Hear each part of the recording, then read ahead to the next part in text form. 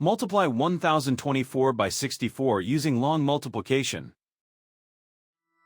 Start with the ones digit, 4. 4 times 4 is 16. Put 6 in this column and carry 1. 4 times 2 plus the carried 1 is 9. 4 times 0 is 0. 4 times 1 is 4. The first partial product is 4096. Now use the tens digit, 6. Start one place to the left. 6 times 4 is 24. Put 4 in this column and carry 2.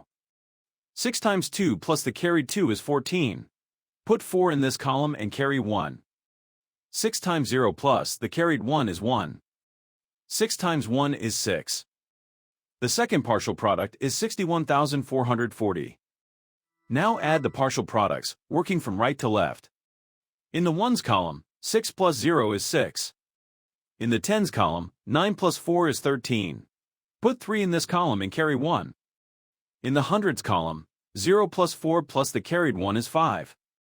In the thousands column, 4 plus 1 is 5. In the 10 negative thousands column, bring down 6. The whole negative number product is 65,536.